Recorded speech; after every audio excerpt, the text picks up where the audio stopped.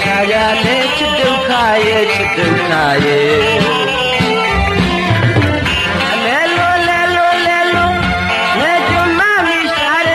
지러다가 마이탈리에 치득하 득하가 되고에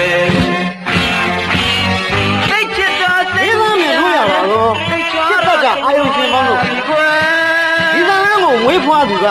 ပြတ်သက်ရေးတဲ့လူငယ်လူပညာရှင်ကျွန်တော်နန္ဒဝင်းကျော်ကောင်ပါဟုတ်ကဲ့ဒီဇလန်းရဲ့တောသားလေးဖြစ်အဓိကသေုပ်ဆောင်ပြည်သူကပိုင်တဲ့ပြည်သူဂီတစာကိုမောင်ကျင်းမုံဖြစ်ပြည်သူကပိုင်တဲ့ပြည်သူလူပညာဇလန်းလေးကတော့နန္ဒဝင်းကျော်ကောင်ရေးတဲ့တောသားလေးရဲ့ဖြစ်ဒုက္ခတောသားလေးရဲ့ဖြစ်ဒုက္ခတောသားလေးရဲ့ဖြစ်ဒုက္ခတဲ့ဒီနွားဘယ်ကိုချော်တော့ငေါ့ဆွဲနေတာလဲကြည်တော့လုတ်တော့မဟဲတော့ဩ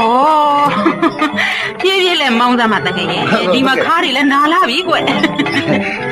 ဟိုဒါတော်လေးဟိုကျုံနွားတွေကဖြည်းဖြည်းလေးသွားနေတာတွေးလေးရအေးမင်းကသာမင်းနွားတွေကိုဖြည်းတယ်ပြောနေတာအတော်တို့မှပြေးလေမင်းလဲစီရတာကြည်စံထိတ်ဖူးပေါ်ကိုထိုင်လိုက်နေရတဲ့အတိုင်းပါပဲကွဟိုကျုံနွားတစ်ကောင်ကကျွတ်တို့ရွာပတ်ဝန်းကျင်တဝိုက်မှာတော့နွားလဲပြိုင်မွဲတိုင်းအမြဲတမ်းဘူဆွဲနေကြကောင်းတွေဆိုတော့ဒါတော့ရှိမှာပေါ့တွေးလေးရဒါနဲ့အကိုကြီးဗျာအကိုကြီးတို့ရွာကိုရောက်ခနေပြီလားဟိုလော့စပီကာနဲ့ခေါ်ရင်တော့3-4ခေါ်လောက်ဆိုရောက်ပါပြီရှင်ကျုပ်ကစတာပါဗျဟိုရောက်လို့ပါပြီဟိုရှိကနှဆောင်မြိုင်အင်ကြီးပဲဗျဟုတ်လားကျေးဇူးပါပဲတငယ်ရဲ့ကျေးဇူးပါပဲဟဲ့ပြောတွေးလေးဟဲ့ဘယ်သူတော့ကြည်ညိုကတွေးလေးရဲ့မျိုးကအဲ့ဘယ်တွေးဗျရွှေရဲ့ဘယ်တွေဟဲမစောမမနွဲ့ဝန်သားလိုက်တာမစောဟဲ့ကဲမစောဒီဘွားခင်းကြလေမမနွဲ့ရေမမနွဲ့တို့တော့ကိုမလားမဖြစ်လို့သာလာခဲ့ရတာကိုမေဒီစမ်းခရီးကလည်းကျန်းလမ်းကလည်းကျန်းအိုးလူတကိုယ်လုံးကိုကန်ရိုက်ထားကြလို့ပဲမမနွဲ့ရေဟုတ်တယ်ဗျတွေးလေးကဟိုကျုံနွားနှကောင်ကလည်းအပြေးနဲ့အလိုက်ဆိုတော့တွေးလေးနွဲ့ရဲ့မြို့ကြီးသူရွှေဧည့်သည်တွေလေလဲဆောင်လို့မင်းညောင်ရိုးတွေမကြိုးတာကံကောင်းပဲဗျာဟုတ်တယ်အကြီးညိုဒီစကားပြောရင်အရန်ကြီးပဲရှေ့မကြည့်နောက်မကြည့်နဲ့တော်တော်ခက်ကြတဲ့ငယ်ပဲဘာဖြစ်လို့လဲဗျတွေးလေးကဟဲ့ဘာဖြစ်ရမှာလဲမင်းကလေးတွေကိုမင်းညောင်ရိုးအောက်နေလေးပါလေးနဲ့မပြောရဘူးဟဲ့နော်မွေးကလေးတွေကမင်းညောင်ရိုးမအောင်တတ်လို့လားဒီတကယ်ပြောလိုက်ရမကောင်းမဲ့နေပြန်ရောမယ်လေမကောင်းရင်လည်းမပြောပါနဲ့တွေးလေးဟာကဲကျွန်တော်ပြောင်းမယ်နော်ကြွမြန်ကြွညီမလေးရှင်ဟိုအကိုကြီးကိုပေါင်းခွင့်ပြုပါအောင်နော်ရှင်ကိုဘယ်သူမှမတားပါဘူးရှင်ဟိုက်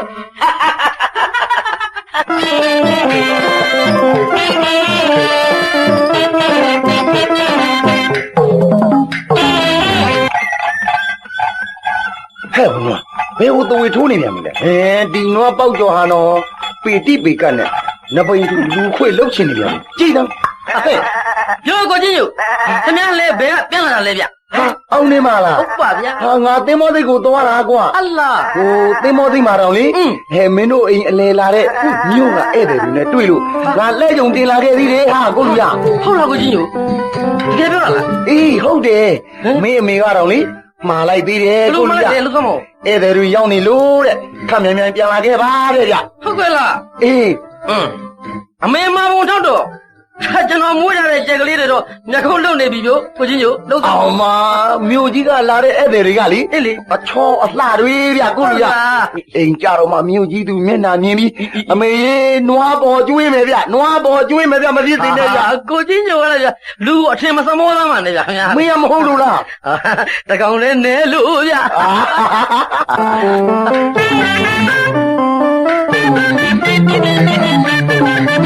မေမေဟဲ့သားငါသားတောင်ပြန်လာပြီလာသားလာဟောဒီမှာလေမြို့ကမင်းတွေးလေးနဲ့ကလျားတို့ရောက်လာကြပြီကျွန်တော်ကိုချင်းညိုကြီးပြောပြလို့သိပြီပါဗျမေမမနွဲ့သားလူပုံရောပဲမမနွဲ့ဟဲ့သမီးညီကိုနဲ့လာပြီးစကားပြောလိုက်အောင်လေကဲမမီကဲသမီးညီကိုနာမည်ကိုလည်းမှတ်ထားကိုအောင်လင်းတဲ့ရှင်ဟုတ်ကဲ့အောင်နေမှာကျွန်တော်အောင်နေမှာသမီးသိ အော်သွားပြီနဲ့တူတယ်ဒီလိုနဲ့ယောက်ျားမသေးခင်ကဒါရေးဆရာကြီးရွှေတုံးပြီးအောင်အနှစ်40ကျော်ရုပ်ရှင်ကားကြီးတွေကဘိုးအောင်နေကိုကြည့်ပြီးဘိုးအောင်နေကိုကြိုက်လွန်းလို့သူ့သားကိုလေအောင်တင်းလို့မဲ့ခဲ့တာကွ ဒါဆိုသမီးတို့ဒီမှာတဲလို့ဖြစ်ပါမလားជីជីရဲ့ ဒါဘာဖြစ်လို့လဲသမီးရဲ့ ဘိုးအောင်တင်ကြီးကသမီးတို့ကိုဓမြလာတိုက်မှာစိုးလို့ပေါ့ជីជីရဲ့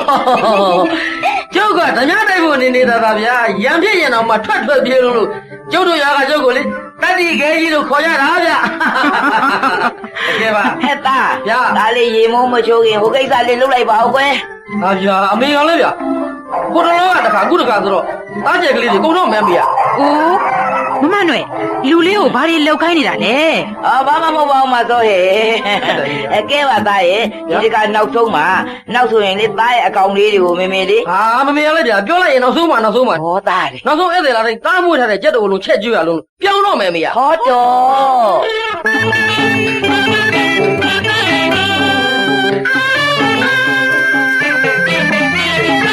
ကဲသားရဲ့ဧည့်သည်တွေရေချိုးသွားတော့သားကိုအမေပြောအောင်မယ်ကွယ် ဟုတ်ကဲ့ပြောပါမေပြောပါ ဟိုသားကိုလေအမေပြောထားတဲ့ကိစ္စလေကွယ် ဟုတ်ကဲ့ အဲ့ဒီတငမလေးပဲချော်လဲချော်လာလဲလာဥစ္စာဒနာကလည်းပြောစရာမလိုဘူးကွယ် ဟိုအမေကလည်းဗျာ ဟမ် ချောတာလှတာပစ္စည်းရှိတယ်ဆိုတာပြုတ်စားလို့ရတာမျိုးမှမဟုတ်တာအမေရ ဟင်ဒါဖြစ်ရင်မင်းကဘယ်လိုသဘောလဲကဲပြောစမ်းပါဦး တားသဘောကတော့ ရိုးရိုးသားသားနဲ့ဖြူစင်တဲ့မေတ္တာတရားနဲ့ကို့တော်သူတောင်သားကိုပဲသားတော့ဟို တော်စမ်းမအောင်နဲ့တော်စမ်း ဗျာ မင်းစကားရှေ့မဆက်နဲ့ဘာလဲမင်းပြုစုယူရခြင်းတဲ့သူကဟိုရွာတောင်ပိုင်းကဒေါ်မြရဲ့သမီးကြီးညိုရဲ့နှမငိမ့်ညိုကိုမော်လာဟင် ဗျာ ငါသား ဗျာ ဒီမေ ပြောပါမယ်မင်းပြောပါ မင်းကြီးညိုနှမငိမ့်ကျော်ကိုလည်းထပ်ရမယ် ဗျာ အိုးရုပ်စွာဆုံးငိမ့်ကျော်ရဲ့အကိုကြီးညိုကိုပါဆက်ပြရမယ်ကြားလား ဟိုဒီလိုရှိပါတယ်အမေ อืม မငင်းကျော်နဲ့ကျွန်တော်တယောက်ကိုတယောက်မေတ္တာမျှနေတာတော့အမှန်ပါ အဲ့ဒါဘာဖြစ်လဲ ကျော်ဟာရိုးတယ်အားတယ်နှုံတယ်ဂုဏ်တရမရှိဘူးမေ ဆိုစမ်းပါဦး ဆင်းရဲတယ်ပေါ့မေရဒါပြီးမေသူ့သေးကဖြူတယ်သူ့သေးကဖြူတယ်မေ မလေး လူပြင်းနဲ့ပြုံးပြတတ်တဲ့ဟန်ဆောင်မျိုးသူ့မှာလုံးဝမရှိဘူးမေဒါကြောင့်မို့လို့သားသူကိုချစ်တယ်မငင်းကျော်ကိုကျွန်တော်မြန်လို့တယ်ချစ်တယ်ဒါကဆိုမဲ့ တော်စမ်းဗျာ အမေနောက်တာဘာမှမကြားခြင်းဘူး အမေကလည်း မင်းနဲ့အမေသေးကမပြတ်ချင်ရင်အမေစီမံတာကိုနာခံရမယ်အမေဆုံးမတာကိုနာယူရမယ်ဒါပဲ ဟုတ်ကဲ့ပါဟုတ်ကဲ့ပါမေဟိုမေဆန္ဒတိုင်းဟိုတာလိုက်နေပါမယ်တာမလွန်ဆန်ရပါဘူးမေယာ အဲ့ဒီလိုလိမ္မာစားမှာသားရဲ့သားနဲ့အမေကအမေတစ်ခုသားတစ်ခုရှိတယ်မို့လားဟင်ကောင်းစားတာကိုလေအမေမြင်ချင်းသလိုအမေစိတ်ချမ်းသာတာကိုလည်းသားမြင်ချင်းတယ်မို့လားပြီးတော့အမေမှာနှလုံးရောဂါလေရှိတယ်မို့လားသားရဲ့သားသိတယ်မို့လား ဟုတ်ကဲ့ပါမေဟိုမေစိတ်ချမ်းသာအောင်အမေဆန္ဒကိုဒါဖြစ်သွားမှာမေဖြစ်သွားမှာ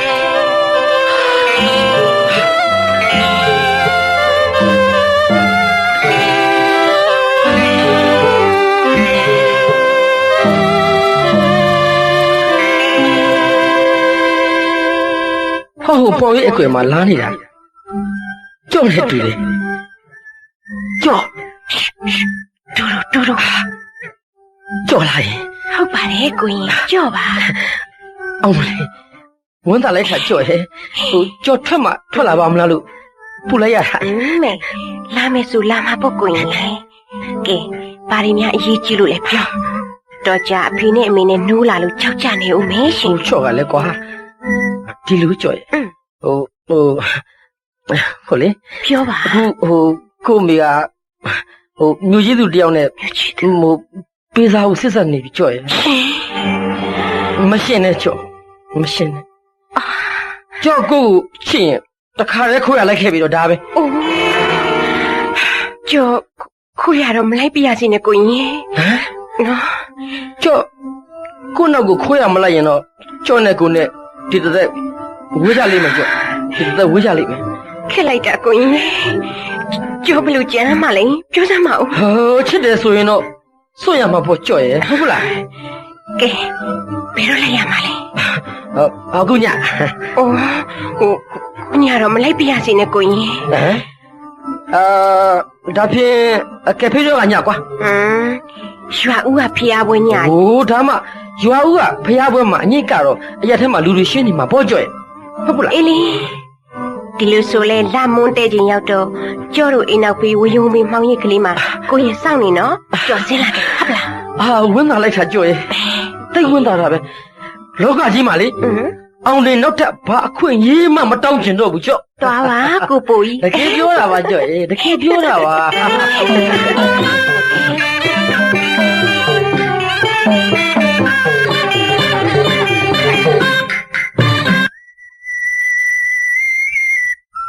ပြုတ်မက်ကလေး ရှင်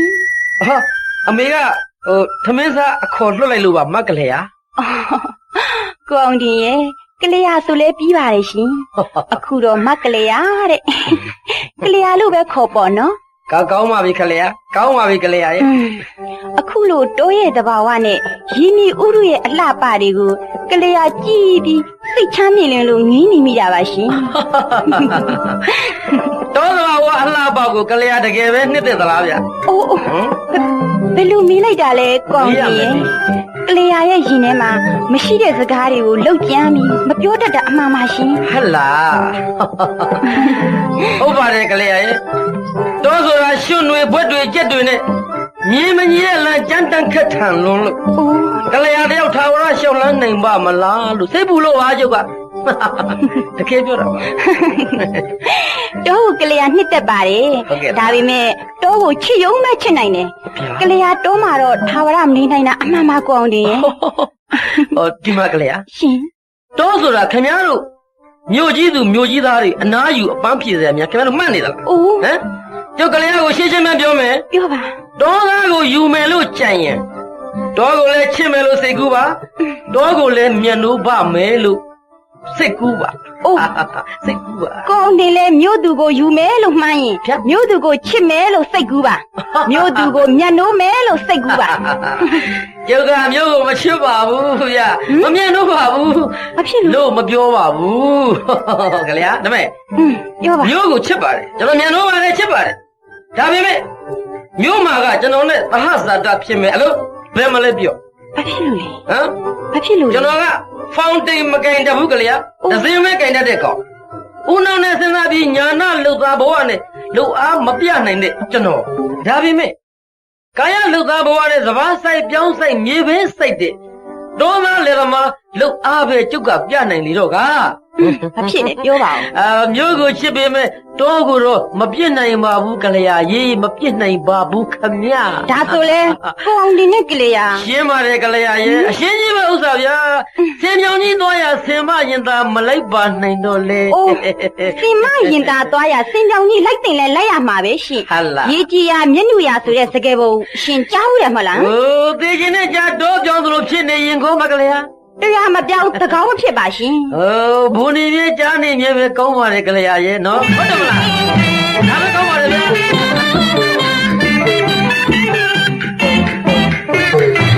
ကဲမစိုးရင် ရှင် ကလေးတွေကိစ္စတော့အမြန်ဆုံးစီစဉ်လိုက်ကြပဲကောင်းမယ်နဲ့တူတယ် ဟောမမနွယ်ကောင်းတယ်လို့စီစဉ်ပါလို့ကျမပြောပြီးပြီပဲမမနွယ်ရဲ့ ဒါဆိုရင်မင်္ဂလာပွဲကိုဘယ်လိုလုပ်ကြမလဲ ကျမသဘောကတော့မင်္ဂလာအခမ်းအနားကိုအေးရလိမ့်မှာစီစဉ်ရင်ကောင်းမလားလို့မမနွယ် ရှေးအေးရလိမ့်မှာ ဟုတ်တယ်လေအေးရလိမ့်မှာဆိုတော့ပို့ပြီးဂုံရှိတာပေါ့မမနွယ်ရဲ့ ကျမမရှိတဲ့ငွေကလေးနဲ့ဖြစ်ပါမလားမစိုးရဲ့စင်စင်စားစားချင်းချင်းလေးတော့လုပ်ပါ ဒါဆိုရင်လေသမရဟိုတယ်မှာဆောင်းရင်ကို ကျမသားလေးဂုံရှိရင်ပြီးတာပါပဲမစိုးရဲ့ကျမတို့ကတော့အင်းအားလိတ်တို့သမရဟိုတယ်တို့ဆိုတာရောက်ဘူးဖို့နေနေတာကကြာတောင်းမှမကြောက်ဘူးပါဘူးရှင် နေဦးမနွယ်သမရဟိုတယ်ကမြို့လေမှာဆိုတော့ကားတွေကသိရှုပ်တာ ဩ သမရဟိုတယ်ရဲ့မမနွယ်ပူပြီးနှစ်သက်မဲ့နေရာကတော့ရန်ကုန်မြို့ကိုကန်တော်ရက်ကရွိခမ်းမှာကျင်းပရင်ပူပြီးဆင်ပြေလိမ့်မယ်ထင်တယ် ဒါဝိခမ်းမဆိုရင်တော့ကုန်ကြစိတ်ကရော ။အိုးတိတ်မကုန်ပါဘူးမမနွယ်ရဲ့ ဟုတ်ကဲ့ အခန်းက900ကျွေးမွေးအခန်းစရိတ်က9000ပြီးတော့ခင်မီကာလာဘော်တီဝိုင်းက4000ကျန်နာခရီးစရိတ်နဲ့ဗာနဲ့ဆိုတော့1000ကျော်လောက်ဆိုရင် ဗျာ မပြဘူးနော် မပြနဲ့မအောင်နဲ့ဒီနေ့ခင်မိတဲ့20ရာစုအမျိုးသမီးတိုင်းကအဲ့ဒီကရဝိတ်ခမ်းမမှာပဲ20ရာစုသူတို့သမီးအဖြစ်မင်္ဂလာဆောင်နေကြတာကွအန်ဒီကမင်္ဂလာလက်ပွဲအဖြစ်အေးရခန္ဓာရဲ့အန်ဒီအိမ်တလုံးရဲ့ပြီးတော့လက်ပွဲအောင်မှာကွဟိုလောလောဆယ်ငွေကလာလေဟိုဩမစောရေလောလောဆယ်ငွေဆိုလို့ကျမမလေးငွေ8000လောက်ပဲရှိတယ်မမတို့ရေငွေလေး8000လောက်နဲ့ဟိုမလောက်မငါတော့မလောက်ပါနဲ့နော်ဟိုအနည်းဆုံး1000လောက်တော့အေးလေဖြစ်ပါတယ်လေဖြစ်ပါတယ်ကျမတို့အင်္ဂါလှဲတစ်စီးနဲ့နွားတရှင်ရောင်းလိုက်ရင်တော့ဒီခေတ်ပေါက်သေးနဲ့ဆိုရင်တော့4-5တောင်တော့ဖြည့်လို့ရပါတယ်လေဟုတ်ဗျာဟာအမေရလေဗျာဟိုကျွန်တော်လဲနဲ့နွားနှကောင်တော့မရောက်လိုက်ပါနဲ့မေယာကဲအဲ့ဒါသာကြည့်တော့မဆိုရေမစင်သေးကလောက်မစင်ထဲမှာပြောဆိုသလိုပေါ့ဒါပေမဲ့ခြီလေးချောင်းတော်ဝါတွေကိုတန်ရုံးစင်တွဲနေလို့မဖြစ်ပါဘူးအဲ့ဒါသိတ်ကောင်းတဲ့အကြံပေါ့မမနွယ်ရဲ့လဲနဲ့နွားနဲ့ရောင်းရတဲ့ငွေမမနွယ်မှာရှိတဲ့ငွေ8000ရဲ့ဆိုရင်မင်္ဂလာပွဲကိုကရဝိတ်ခမ်းမှာလှပခုံရှိအောင်မင်္ဂလာဆောင်လို့ရပါပြီပြောကောင်းတယ်မိမခုံရှိမှလဲမမနွယ်ရဲ့သားလေးမြို့မာရောမမနွယ်တို့တောမှာပါလူတလုံးသူတလုံးဘဝနဲ့တင့်တယ်မိတော့ဘောမမနွယ်ဟုတ်တယ်ဟာဖုန်ကြီးယူနဲ့လှေလူးတော့တွေ့နေကြဗျဒုက္ခပ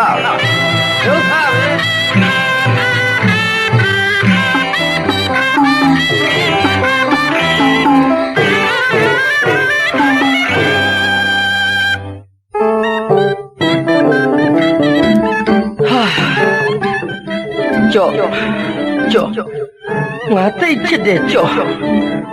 ဒီနေ့ညဆိုကြော့နဲ့ငါချိန်ထားတဲ့ညကြော့ကငါခိုးရတော့မယ်ဒီအတွက်နဲ့များအမေတစုံတစ်ခုများဖြစ်သွားလိမ့်မလားအိုးဟိုဒီတော့လည်းဖြစ်နိုင်မှာမထင်ပါဘူးလေပြီးတော့ကြော့နဲ့ငါဘဝဟာဒီညမှာခိုးရထွက်မပြေးရရင်ဟောတယောက်နဲ့တယောက်ဝူရတော့မှာဘာပဲဖြစ်ဖြစ်ကြော့ကငါခိုးမယ်ကိုအောင်ဒီဟာဒါကလေးဟာဟုတ်ကဲ့ကိုအောင်ဒီတို့ရွာကဖျားဘွဲကအငိမ့်အောင်ထွက်တော့မယ်နဲ့တူတယ်ကလေးကိုလိုက်မပြဘူးလားယင်ဟိုဒီနေ့ညဟိုကျွန်တော်သိနေမကောင်းဘူးကလေးဟုတ်ကဲ့ပါတကယ်ပါကလေးကလေကိုအောင်ဒီနဲ့အငိမ့်တူတူကြည့်ကျင်လို့ခေါ်တာပါရှင်ဟာလေကိုအောင်တင်ကတော်ရဲ့အချောလာတွေနဲ့ချိန်ထားလို့ကလေးရနဲ့အတူတူအငိမ့်ကြည့်ကျင်တာလားဟိုမဟုတ်ပါဘူးကလေးရမဟုတ်ပါဘူးဗျာမင်းနှမကိုအငိမ့်လိုက်ပြလိုက်လေဗျာဟုတ်ဗျာကိုအောင်နေကနေမကောင်းဘူးဆိုပြီးညီးနေလို့ကြည့်ကြည့်ဟုတ်ကဲ့မေကျွန်တော်မျိုးကတူကလာတဲ့ဧည့်သည်ကိုပါအာမနာဘူးတဲ့ဒီကောင်လေးကြော်တော်ရိုင်းပါလားမဟုတ်ပါဘူးဗျာလေဟိုကျွန်တော်မရိုင်းပါဘူးကြည့်ကြည့်ရဲ့ကိုအောင်နေကလိမ္မာပါတယ်နော်ကိုအောင်နေနော်ဟာဗျာအမေပြောပါမေဟုတ်ကဲ့မပြောပါအမေယောဂါကိုသိတယ်နော်ဟိုသိပါတယ်မေအေးသိရင်သွားမင်းနှမကိုပွဲလိုက်ဖို့လိုက်ဟုတ်ကဲ့ပါမေဟုတ်ကဲ့ပါအေးအဲ့ဒီလိုလိမ္မာစမ်းပါသားရေဟုတ်ကဲ့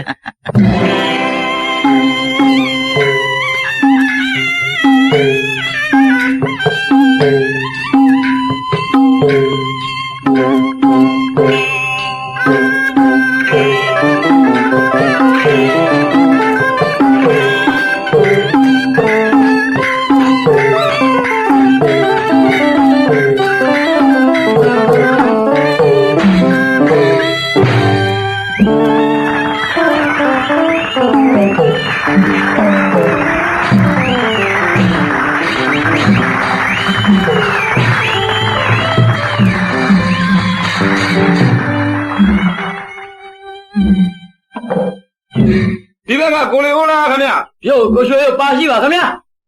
အခုလိုရွှေပါလာပေးတာများကိုမျက်စိပတာရလှပစေခြင်းကဖြောရေးတင်ဆက်သွားတဲ့သူကဘယ်လိုများတော့ခင်ဗျပြည်သူချစ်တဲ့စေရကညာမင်းသမီးလေးပန်တရားလှဝကြီးဆိုပါလားခင်ဗျမလှပေဘူးလားဗျာလှပါပါဗျာလှပါရုံနဲ့ဘယ်ကမလဲဗျကာကျိုးကောက်ွယ်စုံလင်စွာနဲ့ဂုံတင်တိုက်တဲ့မင်းသမီးလေးဆိုလည်းမမှားဘူးပေါ့ဗျာမှန်မှကိုရွှေရုပ်ရေဦးလေးရေတူမကျမချစ်တဲ့သူဟာ ဟောဒီပရိသတ်ထဲမှာရှိနေတယ်ဦးလေးရဲ့ ဟုတ်ကဲ့လားလှဝကြီးရဲ့ ကျမချစ်သူဟာအသက်မြင်လို့မချစ်ပြင်းပြင်းတမင်ရှောင်ပုံးနဲ့အမုန်းသမားကြီးဖြစ်နေပြီဦးလေးရဲ့ စိတ်မကောင်းကြရကျမရဲ့ အဲ့ဒီအမုန်းသမားကြီးကိုလေသူ့ဘက်လိုပဲစိတ်ငါရက်ဆက်ပြီးမဲ့ကျမကမမုန်းနိုင်ပါဘူးမမေ့နိုင်ပါဘူးလို့သူ့ကိုအမြဲတမ်းမျှော်လင့်နေတယ်ဆိုတာသူသိရအောင်လို့လေဟောဒီတေးတချင်းလေးနဲ့အခုလိုပြောလိုက်ခြင်းနဲ့ဦးလေးရဲ့ ဘလို့လဲမကြီးရဲ့ဦးလေးတို့ကြားပြရသေးလားဟဲ့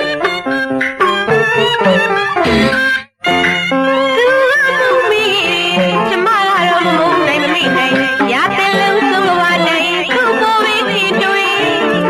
မိမကောင်းမိမမြတ်ပေးဖို့ဝိပန်းကောင်းပန်းကြီးနေအမိုးသမားကြီးကိုရွှေလူလေးအမိုးသမားကြီးကိုရွှေလူလေးကျမချစ်တယ်လူကသိမြင်ချစ်ခြင်းဖြစ်ပေမိကြောင့်လေးသိတော့ရလူရဲ့ဒီမင်းသမီးလေးအတန်ဟာဟိုကြော့ရဲ့အတန်နဲ့တူလိုက်တာကြော့နဲ့ငါအကြောင်းတွေများသိလို့တင်ပြနေတာမသိခုဆိုလာမင်းကြီးတော့ဖြစ်နေကြော့တယောက်သူတို့အိမ်နောက်ဖေးကဝယုံမင်းမှော်ကြီးကလေးမှာထုတ်ကလေးပိုက်ပြီးခွဲရလိုက်ဖို့စောင့်နေကြခက်လိုက်တာကြော့ရဲ့ခက်လိုက်ဟာကြော့ကောင်းနေဘလို့မကြံတတ်တော့ပါလားချေ ကိုအောင်တင် အဲ့ဗျာ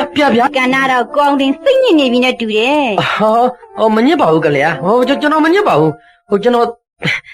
သိပြောပါတယ်တကယ်ပါ တကယ်တကယ် ပြောတာပါကလေးဟိုတကယ်ပြောတာပါ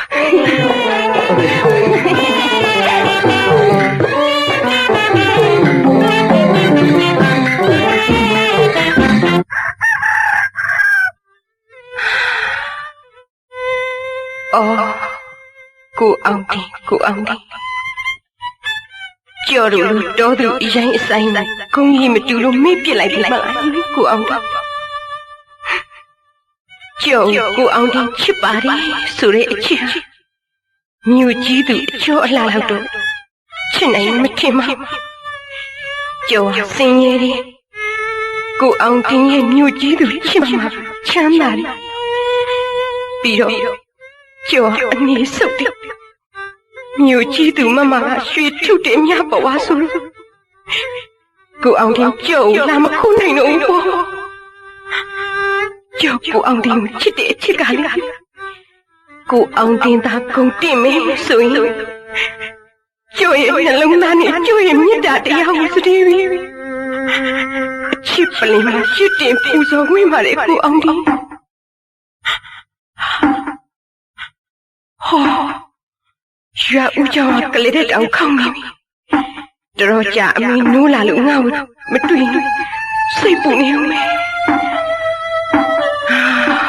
ကိုအောင်တင်ကြော်နေကိုအောင်တင်ဒီဘဝဒီမြနေပဲရေစက်ကုန်ပြီထင်မရဲ့ကိုအောင်တင်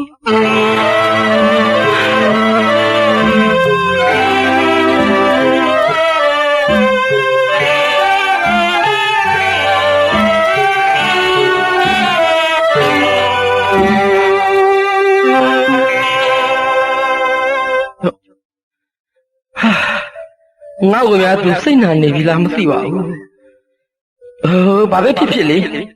သူ့ကိုငါဖြစ်ပြီးရှင်းပြလိုက်တာအကောင်းဆုံးပဲဒီချင်းဆိုကြော့ရေခတ်ဆင်းလာတော့မှာဟောမှာကြော့ရဲ့ဟိုကြော့ကိုစိတ်ဆိုးနေသလားယင်ဟိုကို့အခင်းလို့ပါကြော့နော်ဟမ်ဒီလိုပြုတ်ပြောင်းအချော့ကောင်းတဲ့စကလုံးနေနဲ့အချိုးပေါ်တကားလောင်းပြီးနောက်ကျောင်းမပြန်ချင်ပါနဲ့ဟိုကိုရှင်းပြပါရစေဦးကြော်ရနော်ကိုရှင်းပြပါရစေဦးမကြားချင်ဘူးမရှင်းနဲ့ရှင်ကျမသွားမယ်လမ်းကိုဖယ်ပေးနော်မဖယ်ဘူးဖယ်နော်မဖယ်ဘူး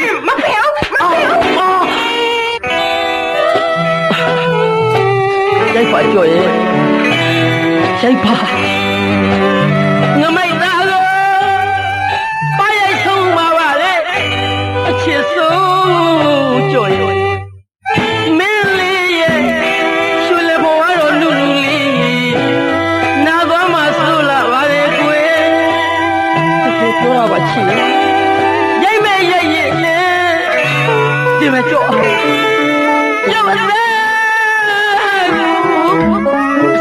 အမွားမွားကွဲအောင်ရိတ်လိုက်ပါဦးအချစ်ဆုံး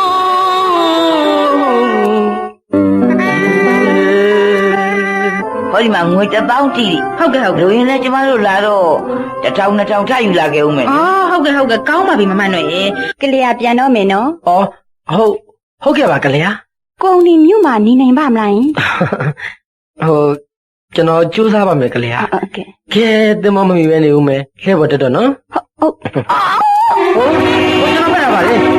နွားလန်သွားတာပါဘာမှမကြောက်ပါနဲ့မကြောက်ပါနဲ့ သူတို့ကဒီအခြေအနေတွေတောင်ဖြစ်နေပြီခုဝင်တာပါတော့ကိုကြီးကြော်ဝင်တာပါကြော်နေကိုရင်ဘဝတော့တူမတန်ကြပြီကိုရင်နဲ့မြို့ကြီးသူဘဝကြာတော့နေနေလားရွှေရင်မြောက် ကျေးဇူးတင်လိုက်တာကိုအောင်နေရဲ့ ဟုတ်ရပါတယ် ကိုအောင်နေနာမကင်လေကလေးကလဲပေါ်ကပြင်းလန်ကြတော့မလို့ ကဲကလေးဟာကလေးအမေကိုခေါ်တော့လေတော့ကြသုံးမမမီလို့ဒုက္ခရောက်နေဦးမယ်ဗျာ မမီရဲ့မမီ လာပြီသမီးရေလာပြီ ဟုတ်ကဲ့ ကဲမမနွယ်ရှင်မင်္ဂလာဝဲနီးမှာဒါကျမစာရေးပြီးမှာလိုက်ပါမယ်နော်မမနွယ်လိုက်ခဲ့ဟာလား ဟုတ်ကဲ့ရှင်စိတ်ချသွားပါ ဟဲ့နော်ဒီကောင်ဟဲ့ကောင် ကဲကျမတို့တော့မယ်မမနွယ်ရေ ជីជីရဲ့သမီးတို့ပြန်တော့မယ်နော် အေးသမီးရေပြန်တော့ တတ ကဲဒီနမနှစ်ကောင်ဟာလေငါရိုက်တက်လိုက်ရနှစ်ကောင်စလုံးသေတော့မယ်ဟဲ့နော်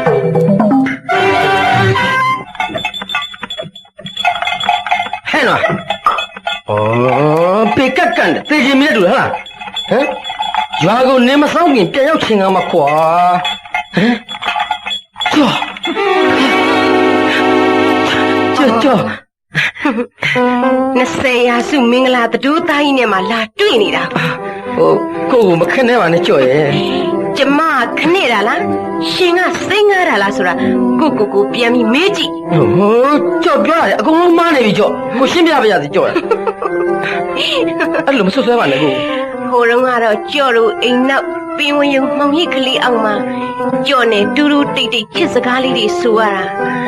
လောကကြီးထဲမှာနောက်ထပ်အခွင့်အရေးဘာမှမတောင်းဆိုချင်တော့ပါဘူးဆိုတဲ့လူကလူပုံအလေပွဲခင်းထဲမှာရွှေမြို့သူနဲ့အတူတွဲလို့မိုးမမြင်လေးမမြင်ဖြစ်နေလိုက်ကြတာ မဟုတ်ဘူးကြော်အလုံးဝမဟုတ်ဘူးကွာ မနဲ့ကတော့မြို့ကြီးသူနဲ့ရှင်တို့အိမ်ရှိရလှဲပေးနာမှာပြန်ကန်ဒီလွန်းကြံခဲ့တဲ့မင်္ဂလာတို့သားကလေမင်္ဂလာတို့သမီးကိုပွေလို့ပိုက်လို့ဒီကမျက်စိနဲ့တအမြင်တာပါရှင်ဘာပြောဦးလဲ ဒီမှာကြော်ကိုမှန်သောသစ္စာစကားကိုဆိုရဲတယ် ပါစမ်း ကိုသေးကချစ်တာဟာဒီကြော့ကိုသေးကမြန်လို့တာဟာဒီကြော့ပဲ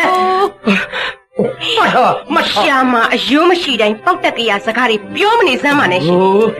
ရှင်ရဲ့ချစ်တယ်ဆိုတဲ့စကားတွေမြို့ကြီးသူအကျော်အလှအပ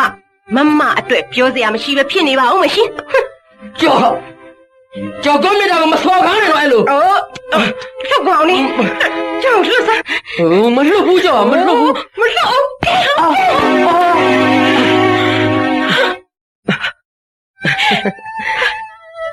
ကြော်ကိုပါကိုနှစ်ကြိမ်တော့ရရနေပြီကိုကွယ်ရရနေပြီကိုကွယ်စပါရိုက်ပါကြော်ရိုက်ပါ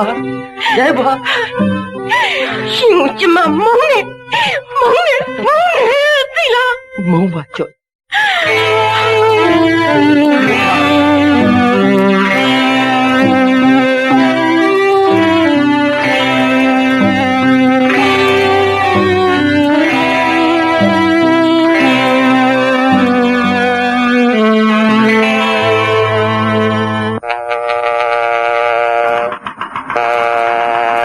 ဟေးအောင်နေ ဟေးလေကွာ ရန်ကုန်စိတ်ကန်းဆိုတာဒါလားကွာဟင် ဟုတ်တယ်ဗျာခင်ဗျာဟိုရှင်းမှာလျှက်စစ်ကြံရည်တဲ့ဗျူ ဟာ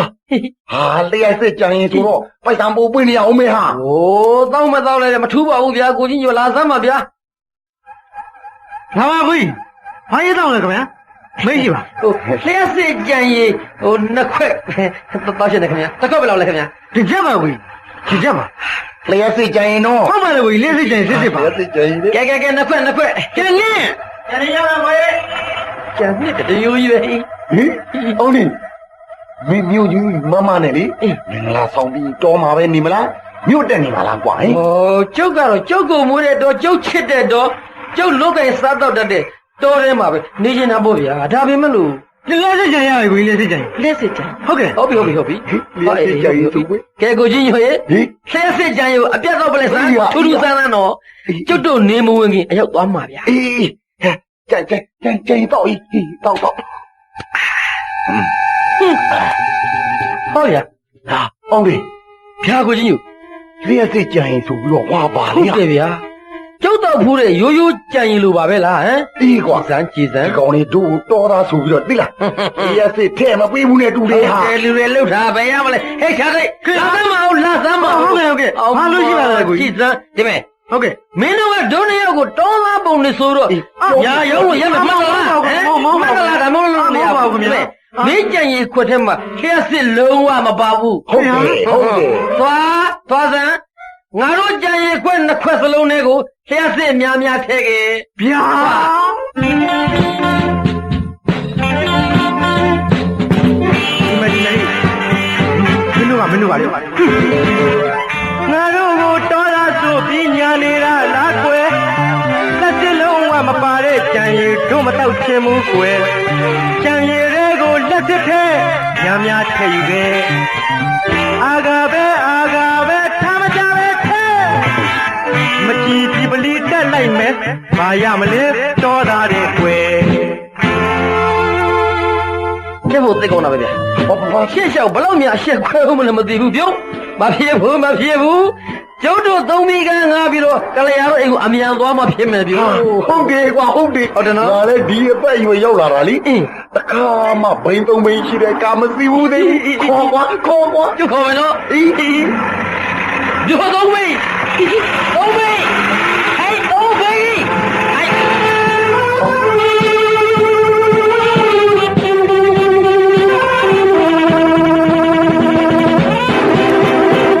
ကဲကိုလူတို့ပြောတဲ့အရာဒီလိုပဲ ဟုတ်ကဲ့ကျေးဇူးပါလေဟုတ်ကဲ့ကဲရောကာအပြောအိရှင်တို့ဟဲ့ဘယ်သူလဲလဲ ဟောကျွန်တော်တို့ပါတော့ဆိုရင်ကိုတော့ကအောင်ဒီနဲ့ကိုကြီးညိုလေး ဟုတ်တယ်ခင်ဗျ အောင်ဒီနဲ့ကြီးညိုဘယ်ကအောင်ဒီနဲ့ကြီးညိုလဲငါမသိဘူး ဗျာ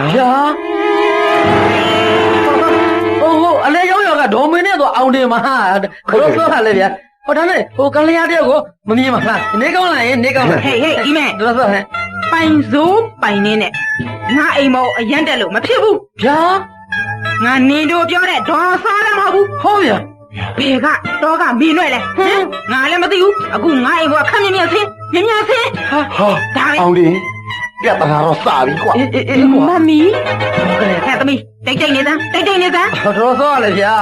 နေဘူးလဲလာတဲ့လူကိုဒီလိုတော့လှုပ်ပါနဲ့ မသိလို့မသိဘူးပြောနေကလား ဟိုဒီမှာတွေးလေဟိုကျွန်တော်တော့မှတ်မိမှာပေါ့နော် ဟိုကိုကြီးလေ ဟိုလေတွေးလေးတို့ကျွန်တော်တို့ရွာကိုလာတော့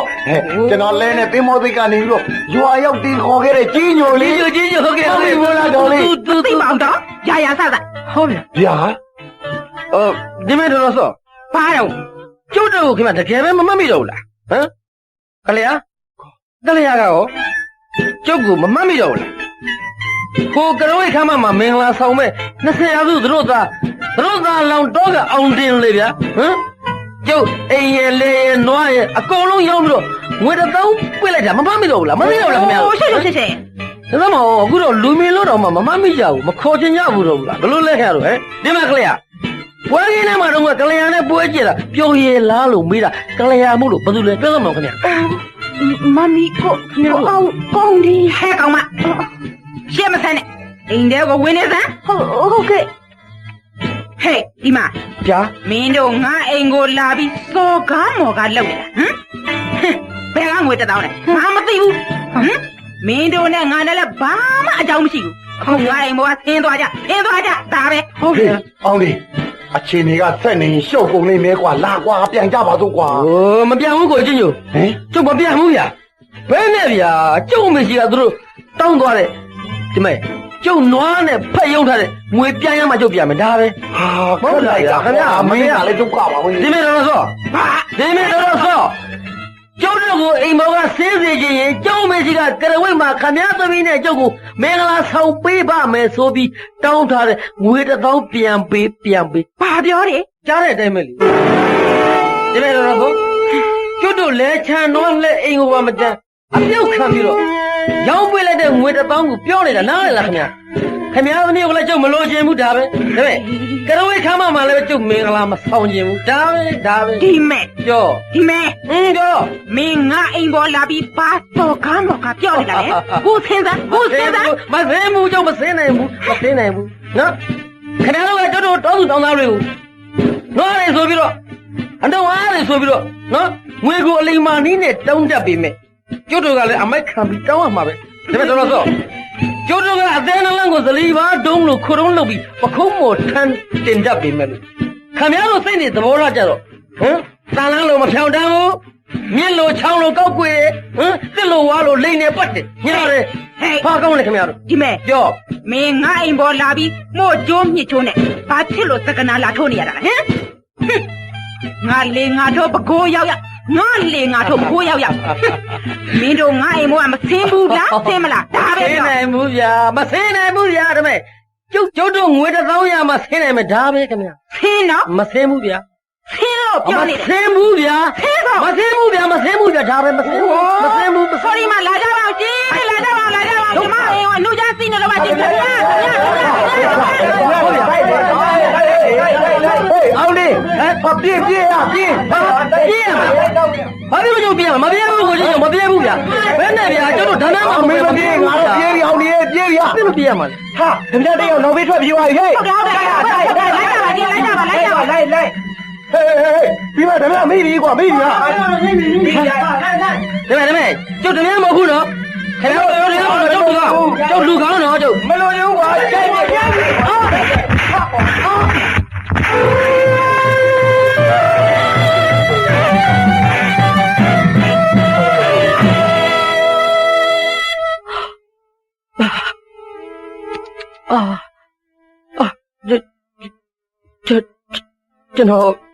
ကျွန်တော်ဘယ်ရောက်နေပါသလဲခင်ဗျာ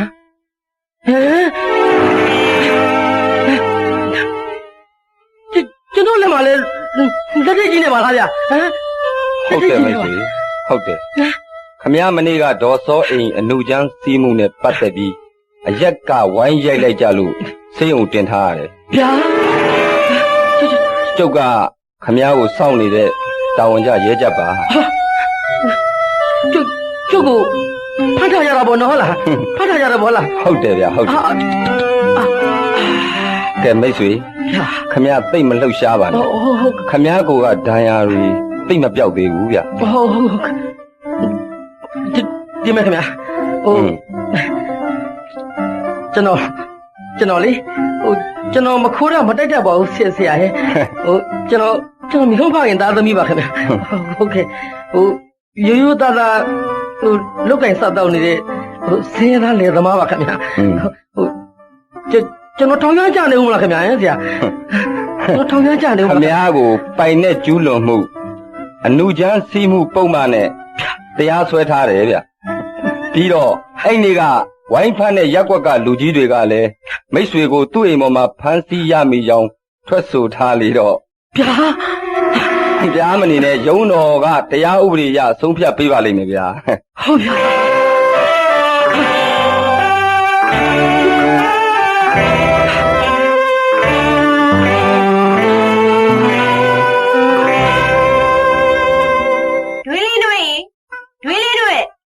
ဟဲ့ဘသူတို့ ကြော့ပါထွေးလေးနွယ်နေမကောင်းဆိုလို့အိမ်နွားနုံလေးလာပို့ပေးတာပါ အေးကျေးဇူးတင်ပါတယ်သမီးရဲ့ကျွေးလေးလေးအစာအသောက်ပြည့်နေလို့အတော်ပဲ အော်ထွေးလေးနွယ်ကိုအောင်တင်းတို့စီကဘာတစ်ထဲမှမကြောက်လိုက် အေးခွေသားစီကစားလဲမလားလူယုံလည်းမရောက်ငါသားတော်မြို့မှာ ပြောနေပြီနဲ့တူပါတယ်သမီးရဲ့ ကိုအောင်တင်ကောင်းစားတယ်ဆိုရင်ကြော်လို့တရွာလုံးမြင့်တာကြပါတယ်ဒူးလေးຫນွေကဲကြော်ပြန်လိုက်ဦးမယ်နော်ဒူးလေး အော်နေပါဦးသမီးရဲ့ ရှင် သမီးကိုဒွေးလေးနည်းနည်းမေးစရာရှိလို့ ဘာမှလဲဒူးလေးຫນွေ စိတ်မရှိနဲ့နော်ကြော်စိတ်မဆိုးတတ်ပါဘူး ကျော်နဲ့မအောင်တင်တို့မြစ်တာမျှနေကြတယ်ဆို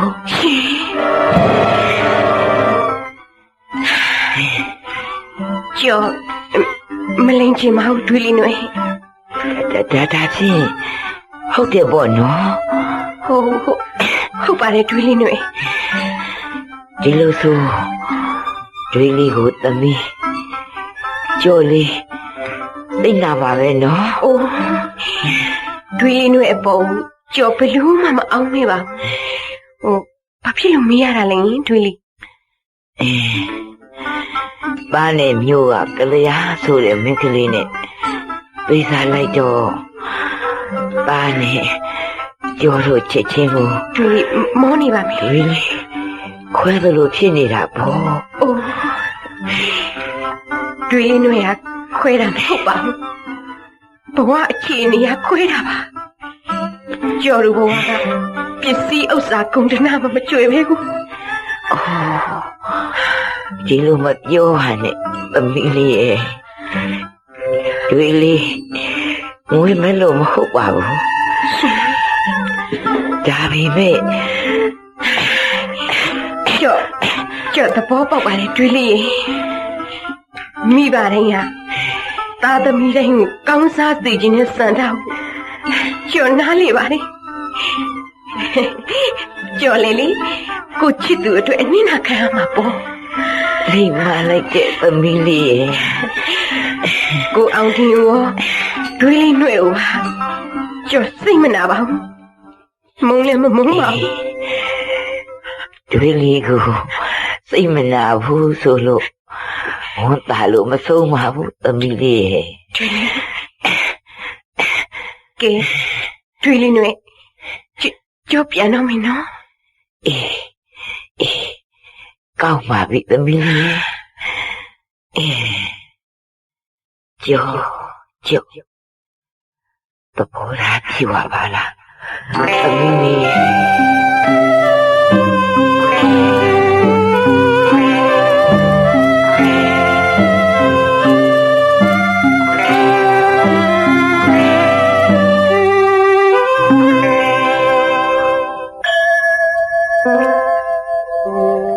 ဩဃာသ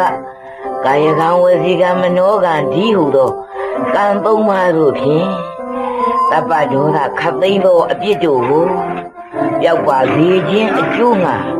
ပထမဒုတိယတတိယတစ်ကြိမ်နှစ်ကြိမ်သုံးကြိမ် 哟，对嘞， ဟဲ့ကြီးညို OK， တာငါသားအောင်တယ်ရောဟင်အောင်တယ်ရောနေကောင်းရဲ့လားဟင်ပြန်လိုက်မလာဘူးလားဟင်ဘာဒီများကောမှလိုက်သေးလေဟိုကရဝိမှာမင်္ဂလာဆောင်မဲ့ရက်ကိုအမှပြီးသလား 啊，对嘞，你把你小舅妈 သားမကြီးညိုရဲ့မြန်မြန်ပြောသားမှာငါသားလေးအောင်တယ်ရောမြို့ကြီးမှာပြောရဲလားဟင်ဟိုပြီးတော့ဟိုမစိုးတို့သားမိကရောငါသားကိုမြို့ကြီးမှာပြောအောင်ထားကြရဲ့လားဟင်ဘာသတင်းတူတွေများပါသေးလဲကြီးညိုရဲ့မြန်မြန်ပြောသားမှာမြန်မြန်ပြောသားမှာ တတင်းကတော့ထူးတယ်တွေးလေးထူးတယ်ဗျ သတင်းထူးတယ်ဟုတ်လား ဟုတ်ပြီ ဘာလဲဟိုကရဝိမှာမင်္ဂလာဆောင်ဖို့ရဲ့နီးလို့ငါ့ကိုအမြန်ဆုံးလိုက်ခဲ့ပါတဲ့လားဟင် မဟုတ်ဘူးတွေးလေးရဲ့မဟုတ်ဘူးဗျ ဟင်ဘာလဲငွေမလောက်သေးဘူးလေလား ဟာတွေးလေးပြောတာတခုမှမဟုတ်ဘူးတွေးလေးအခုချိန်ဆိုရင်အောင်တင်တယောက်လေ ဟဲ့ကြီးညိုဘာဖြစ်တယ်လဲပြောစမ်းနေကြည့်ရတာတမျိုးကြီးပဲနော် ဟုတ်သားပဲကိုရင်ကြီးညိုတာပြောမဲ့စကားကိုမြင်မြင်ပြောလိုက်စမ်းပါ ဟုတ်တာပဲကိုရင်ကြီးညိုရေမင်းမင်းပြောလိုက်စမ်းပါတော့ ဟုတ်တယ်တွေးလေးဒီလိုဗျခမည်းကလေလူတွေကိုတိတ်ထင်ကြီးတာကိုဗျတွေးလေးရအခုတော့ကျွတ်တို့မြို့ကိုလိုက်သွားတာလေဖေးပေါ်ကြောဘက်တောင်မလုပ်တဲ့အပြင်အိမ်ရောက်ချင်းနှင်ချတယ်ဗျနှင်ချတယ်အဲ့ဒါကိုအောင်တင်ကမခံမရက်နိုင်တော့လေ ဒွေလေးစီကသူ့သမီးနဲ့ကရဝိမှာမင်္ဂလာဆောင်ပေးဖို့တောင်းယူသွားတယ်ငွေ1000ကိုမရမကပြန်တောင်းတယ်ဗျာ ဒီတော့ မရတော့အိမ်ပေါ်ကကြုံမစင်းဘူးလို့ပြောတယ်လေဗျာ ဒီတော့ ဒီတော့ဒေါ်စောကဘာလုပ်တယ်ထင်တယ်လဲ ပြောစမ်း ဒွေလေးဟင်ဘာလုပ်တယ်ထင်တယ်လဲ ပြောစမ်းပါ ဓမြနဲ့အပန်းကုန်းအပန်းပြေးကြီးနဲ့អော်လိုက်တာဗျာရက်ထဲကလူတွေကလေ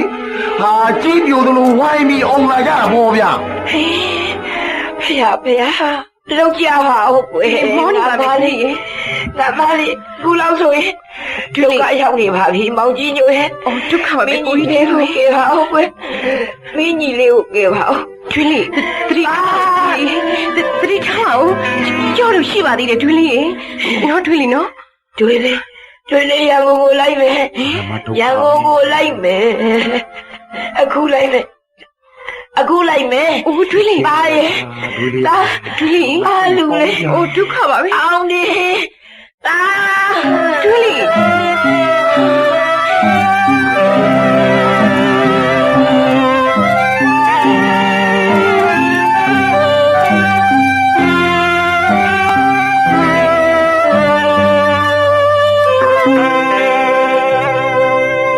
ရမင်းကြီးဟာတို့တရားရုံဘယ်နားမှာလဲဗျာဟဲ့ ဟိုရှင်းတာအခါမဲဗျ ကဲကြောက်ရင် တော့ကိုကြီးညို့ ဟိုဒွေလေးဟေးဟိုရှိတာကခန်းနေဗျခန်းနေလား အေးလာသမီးလာ ဟုတ်ကဲ့ကျွေးလေးနဲ့ ဟောဒွေလေး ဟေး ဟာဟိုမှာဒေါ်စော ဟေး အတွေ့လားဒွေလေးတွေ့လား အေးဟေးမတော်ဟောင်းမလေးရှင်တော်ရက်သက်ပါလားဟင်အစကလေရှင်ရင်ထဲမှာဒီလိုရက်သက်တတ်တဲ့အသေးတွေမရှိဘူးလို့ကျမထင်ခဲ့မိတာပေါ့ဟင်ကိုကျိုးနေပါဘောလားမတော်ဟဲ့ကိုကျိုးနေပါဘောလားဟင် ရှင်ဘာတူလဲရှင်ဖဲရတယ်ရှင်ကိုကျမမသိပါဘူး ဟောင်းမလေးပြောရလိုက်တာမစိုးဟဲ့ပြောရလိုက်တာကျမတယောက်လုံးကိုတောင်မှမသိဘူးလို့ပြောင်းလိမ့်နိုင်အောင်ရှင်ရဲ့ကိုယ်ဆောင်နာကိုမှရှင်မရှက်ဘူးလားတော့ရှင်မရှက်ဘူးလား ရှင်ကျမကိုလူတော်ထဲမှာဘာလာချက်ခွဲတာလဲဟမ်ရှင်ကိုကျမမသိဘူးလို့ပြောထားရင်မလားဟမ် အမလေးလေး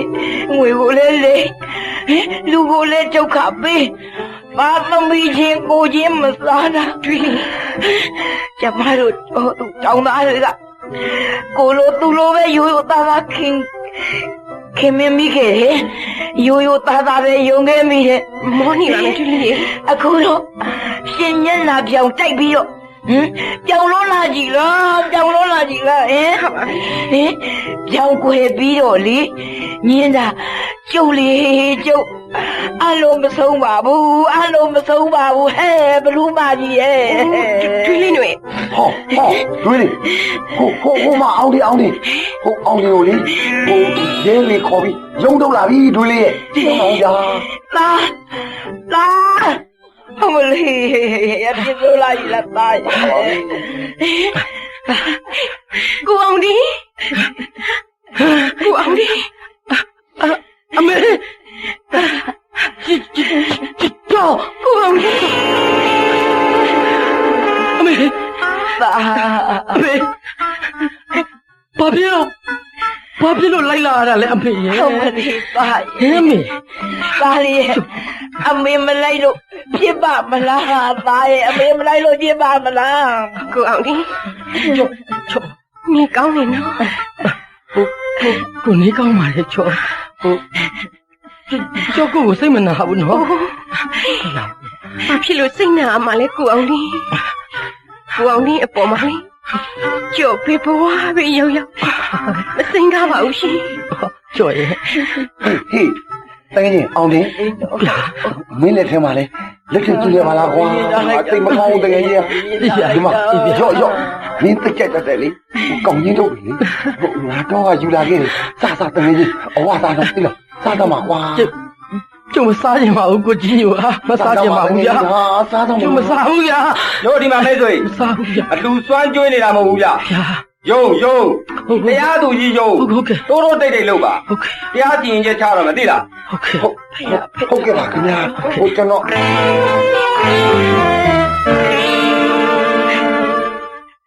ဒီအမှုနဲ့ပတ်သက်လို့တရားခံမောင်အောင်တင်ဘာများညင်းလို့ပါသေးတယ်လေ ကျွန်တော်ဘာမှမညင်းလို့ပါဘူးဗျာ ဒါဖြင့်တရားခံမောင်အောင်တင်ဘက်မှဒီအမှုနဲ့ပတ်သက်၍မဟုတ်မမှန်ကြောင်းညင်းဆိုရန်တော်၎င်းဤအမှုအားမကျူးလွန်ကြောင်းအထောက်အထားအသိသက်သေတစုံတဦးမျှမပြနိုင်သည့်အတွက်တရားလိုဘက်မှမျက်မြင်သက်သေများထွက်ဆိုချက်အရတရားခံမောင်အောင်တင်အားအလုတ်ကျမ်းနှင့်ထောင်ဒဏ်9နှစ်ကြခံစေရန်ဤယုံတော်မှအမိန့်ချမှတ်လိုက်သည် အမေ ငါသားရေရင်းနေပါဖို့လားသားရေ အမေ လီရသူကြီးမင်းကျမသားလေးကိုမကဲနိုင်တော့ဘူးလား တတိကြပါဒူလီ မကဲနိုင်တော့ဘူးလား မိုးနေပါမယ် အမေတားတယ်လေအမေစိတ်မစင်းပါနဲ့အမေနော် ကိုအောင် မလီသားရေဘယ်နဲ့ပြောလိုက်တာလဲသားရေဘယ်နဲ့ပြောလိုက်တာလဲသားထောင်ကြတာလေအမေစကားကိုနားထောင်ခဲ့လို့သားလိမ်ပါကြီးထောင်နှမ်းစားရတာ မဟုတ်ပါဘူးမေမဟုတ်ပါဘူးမဟုတ်ဘူးမေမဟုတ်ဘူးတားထောင်ကြတာလေမေအမေကြောင့်မဟုတ်ဘူးမေနော် ကိုအောင် အမေနဲ့ဘာမှမဆိုင်ဘူးဟုတ်မင်းသမီးကောင်းဆွတ်ထားတယ်ဘလူးမတွေကြောင့်မေကဘလူးမတွေကြောင့် ကိုအောင်ဒီ မင်းနဲ့ဘာမှမဆိုင်ဘူး ပြောရင်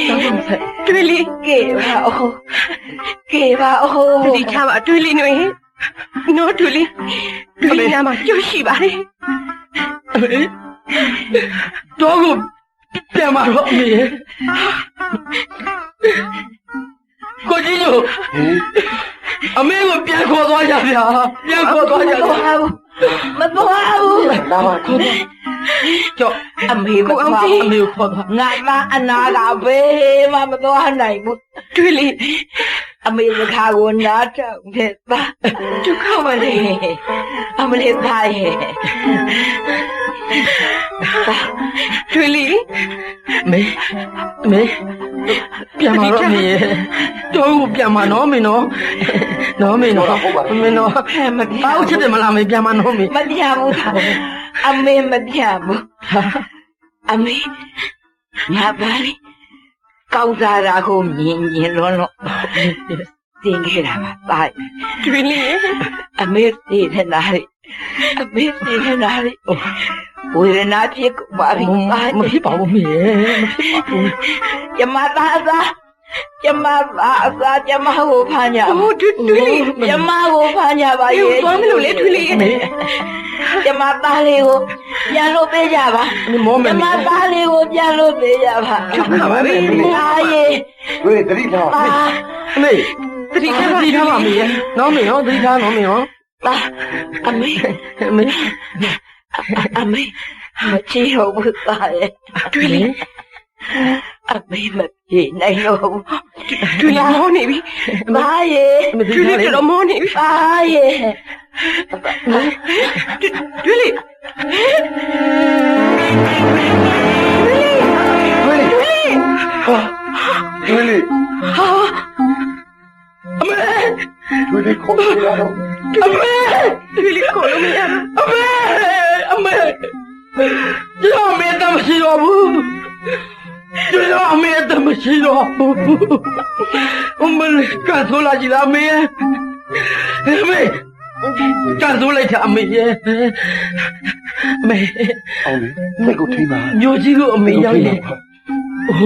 ရွှေတကုံဘုရားတွေဘုဒ္ဓဆောင်ဘုရားတွေဘူးမယ်ဆိုမေအသာလေးဘွားနေအောင်မေးစားမယ်ဆိုအမေတွေ့လေအခုတော့အမေဘုရားလည်းမဘူးရတော့ဘူး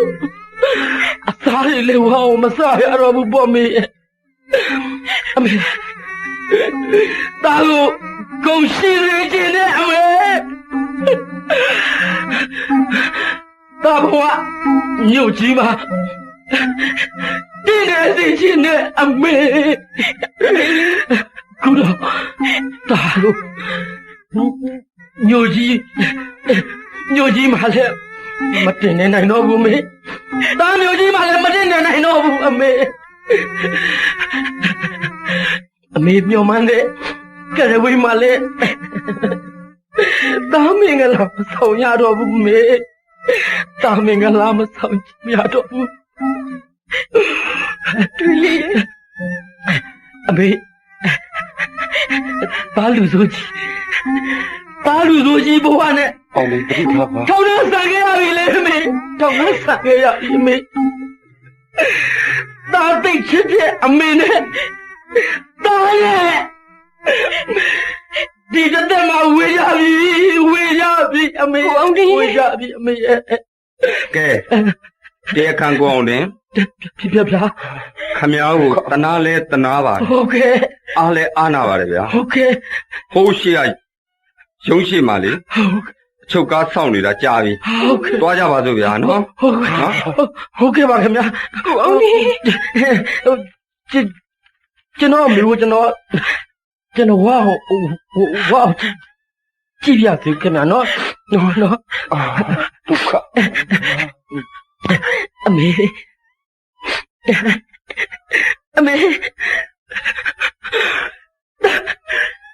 ဒါလူဆိုတည်းထောင်းနှမ်းစံကြီးကို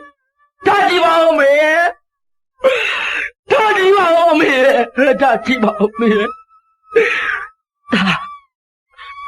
ဒါအောင်တယ်အမေအပေါ်မှာပြုမိပါတဲ့အဖြစ်တွေရှိရင်လေဘာကိုခွင့်လို့ပါမေနော်အမေဒါလူဆိုလူမိုက်ကြီးမဟုတ်ကြောင်းမေသိပါတယ်မမေသိပါတယ်အမေသိပါတယ်ဗျနော်အမေဒါမျိုးကတော့ပါဒါမျိုးကတော့ပါကြောက်ကိုအောင်ဒီကိုကြီးရော အောင်လေး ပြောပါကိုအောင်ဒီ ပြောပါကွာ ကျုပ်အမေရဲ့အတူပါအတွက်ကြည့်ပြီးစီစဉ်ပေးကြပါဗျာစိတ်ချပါကိုအောင်ဒီ သိချပါအောင်လေးသိချပါ ကဲကိုကြီးညို ဟေး တော်မယ်ကြောက်ကိုအောင်ဒီကျုပ် အောင်လေး တော်မယ်ကိုအောင်ဒီ